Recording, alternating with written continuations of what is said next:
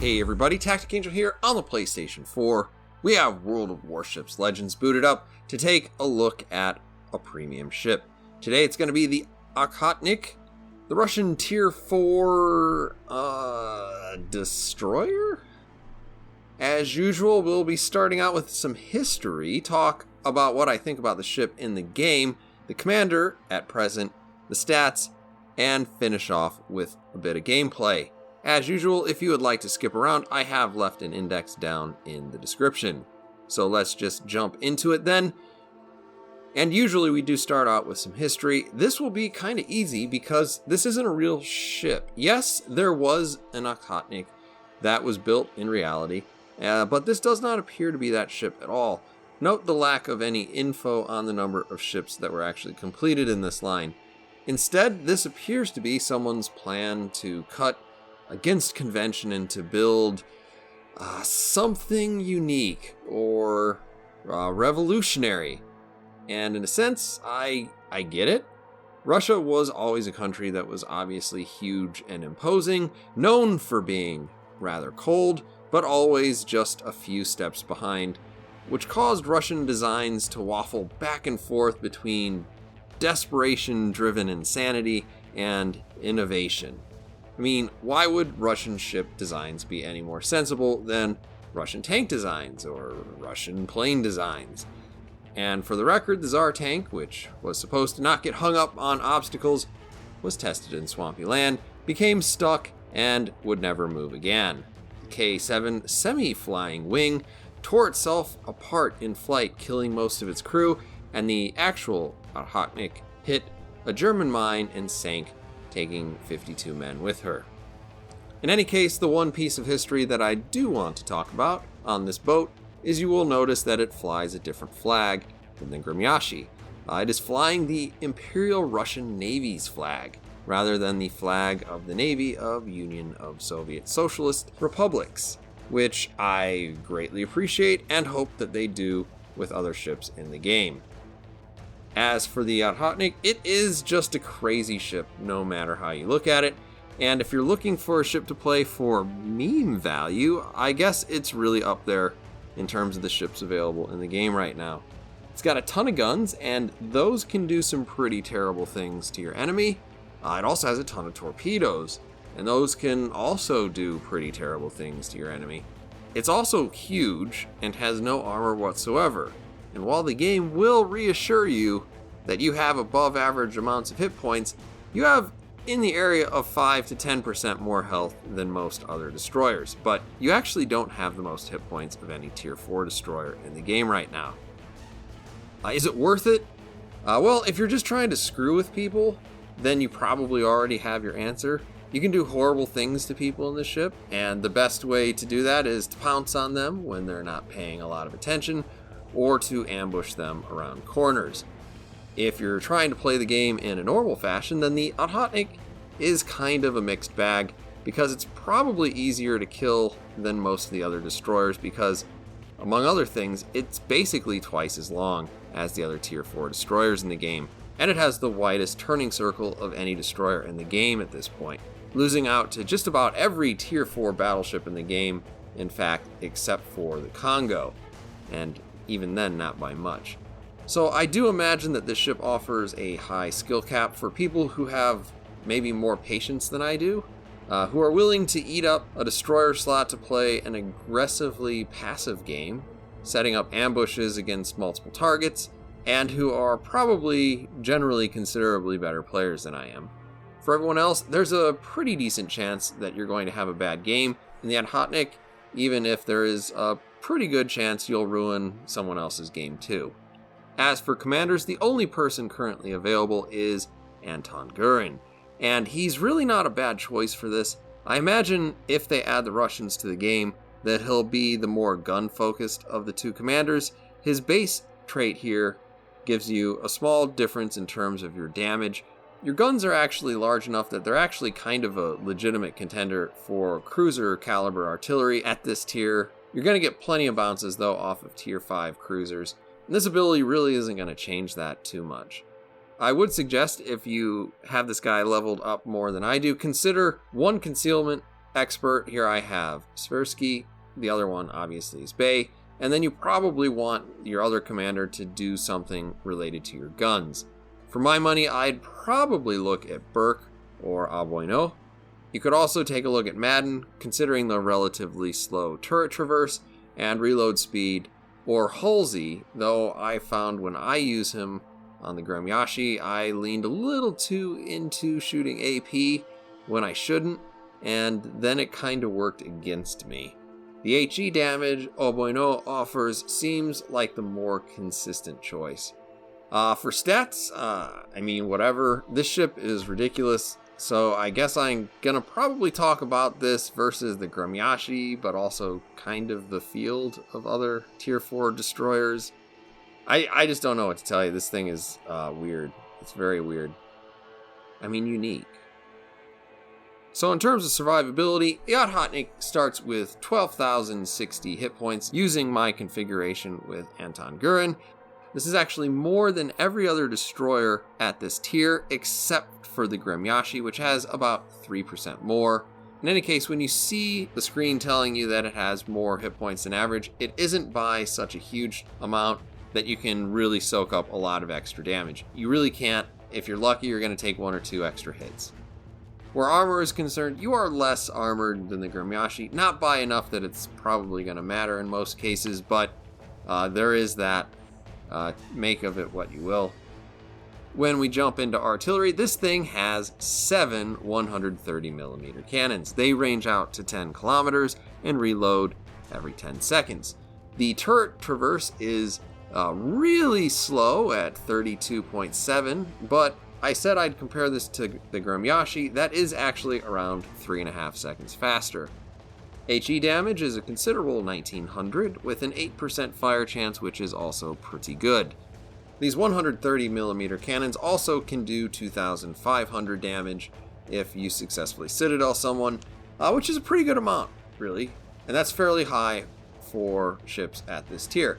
That said, the reload on this is really, really slow. If you were to just make a straight up comparison versus the Gremyashi, where the Gremyashi really falls down is the turret traverse and the fact that this Okhotnik actually does have 6 out of the 7 turrets that turn 360 degrees. So you never have that really long traverse back to the other side because most of the guns can follow over either the fore or the aft side of the deck.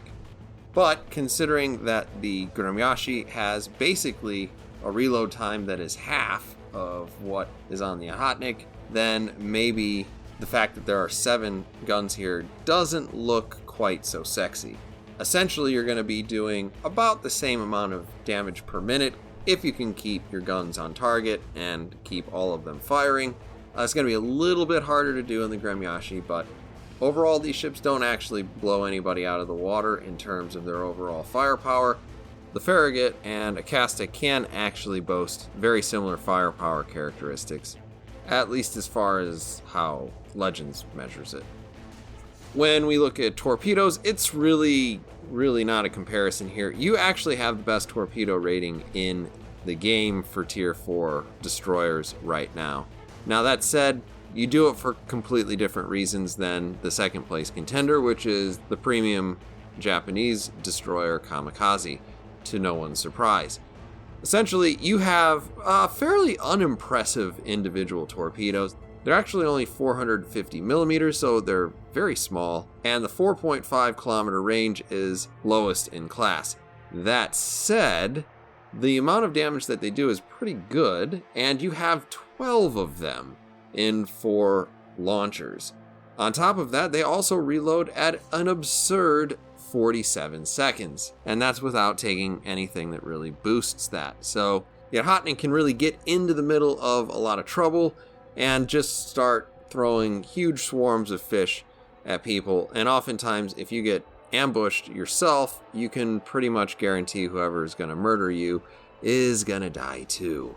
How this compares to the Gremyashi itself in terms of its overall torpedo effectiveness, in terms of how this compares to the Gremyashi, it's really not even worth talking about. The Gremyashi only has 6 torpedoes. They have much better range. They're quite a bit slower. but it's playing a completely different game than what this little murder sausage is doing. As we look at maneuverability, the Okhotnik is kind of laughably bad in this territory. At 35.5 knots, it's pretty much the slowest destroyer at tier 4 with a 730 meter turning radius. It doesn't even compete, and like I said, pretty much all of the tier 4 battleships actually turn tighter than this. The 3.6 second rudder shift is also not really great. So if you were to compare this to the Gremyashi, you're considerably less maneuverable, which probably helps because you don't quite outturn your guns in the same way that you often do in the Gremyashi, but you're also giving up 2.6 knots. You probably won't dodge any torpedoes. You're also giving up rudder shift. You're giving up 220 meters on your turns. And the Gremyashi is only about average when it comes to maneuverability for destroyers at this tier. Now, surprisingly, considering how large this ship is, you actually don't pay for this too badly in terms of concealment. You're actually just a little bit more stealthy than what you'd expect to see on the Gremyashi. Though both of the Russian destroyers are a little bit less stealthy than average. With just one concealment expert on this, I've got this down to 5.6 kilometers on basic sea detectability. That actually seems to work pretty okay, at least right now, in terms of not getting too terribly overspotted by enemy destroyers, and that's why I would suggest using that second inspiration to go after somebody who's going to improve your gun characteristics. Alright, so here we go. We're going to be on Archipelago. There is the Okhotnik, and we're just going to jump right into it. What I usually like to do, and what I found has been a little bit more effective than hanging out in the open ocean, is to try to find the most amount of land that I possibly can, that I expect people to kind of move around, because essentially I do want to be right there when they turn the corner, give them all sorts of gifts, and then try to run away. And that's essentially, I think, what the Okhotnik's really good at. I have seen some folks who say, you know, you can hang out in open waters, and in my experience that leads to quick ticket back to port, because this thing is really, really big. If I had started a little bit closer to like a cruiser, you'd see that in many ways I'm larger than a cruiser. Now it does have a fairly low profile, and that's why I suppose they have given it a pretty decent spotting distance, but it is also just huge as far as a cruiser goes, and I found people shooting me to pieces more often than I'd like to admit to. In any case, we're moving into B. Obviously, there are some possibilities here. We've got folks that are spawning down there towards C. Sometimes they like to come into the middle. Same thing with the folks spawning at B on the south side. Maybe they come around this corner. So I'm lining up, making myself available to welcome them into the middle of the map. And obviously you can see with that little ring around my boat on the mini map just how short range these torpedoes really are. There's really not any way that I see this being at any point a viable ship for stealth launching torpedoes. At least unless you're considering stealth launching out of like a smokescreen. And I feel like people should usually understand that smokescreens come with destroyers or cruisers with torpedoes inside. So I feel like that's a thing. In any case, we're trying to duck behind this cover before the Corbeil figures out where we're at. As you can see, it's not really working out, but he is getting closer, and I'm not shooting at him because I don't really want him to get a little bit more notification that I'm right here. Once his secondaries open up, I figure if he's paying any attention, he ought to figure out there's somebody here. Now you saw I did start a fire with the HE there. I'm going to leave these a little short because I'm thinking he's probably going to dodge as he's doing right here, and he'll probably still hit one of these. He actually manages to hit two. And this is actually an overcommitment. I've launched 2 sets of 3 torpedoes, and I was able to, like, very quickly ruin his day. But even the secondaries, and what little this Karlsruhe has done to me, already has caused a pretty significant amount of damage to my ship.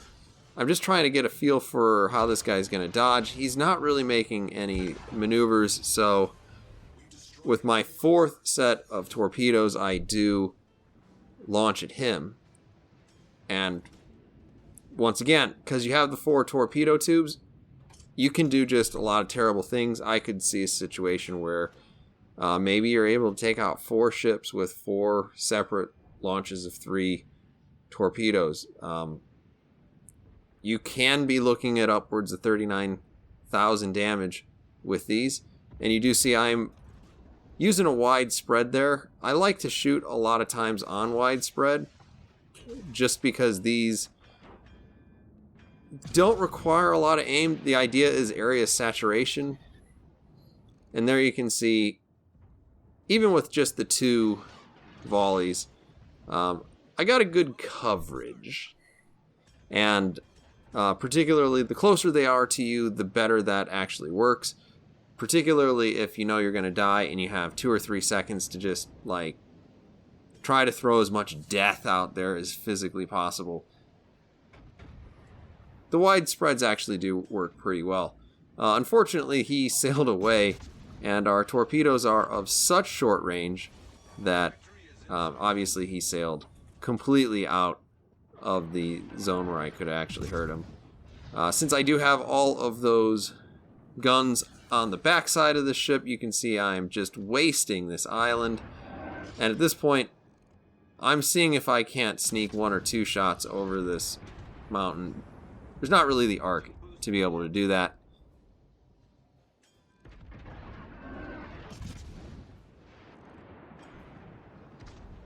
There we got 1. I'm sure that'll matter. Oh, 316 damage. I'm good at this game.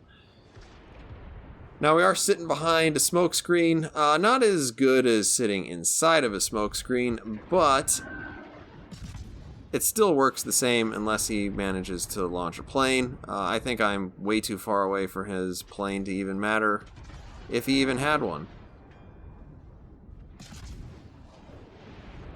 But we do manage to pick up our high caliber, and that Karlsruhe is moving away.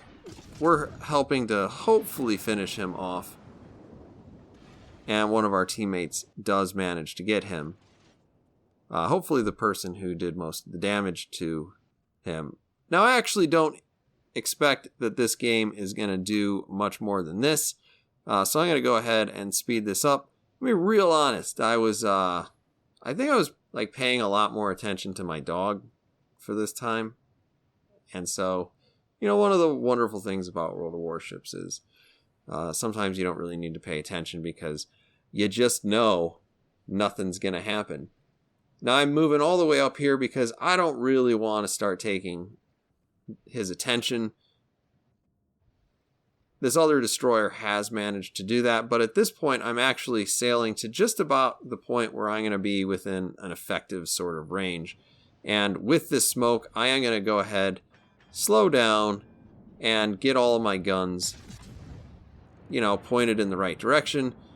Try to figure out how fast is he going, because apparently I have no idea. Our second salvo, though, we do manage to land a lot better.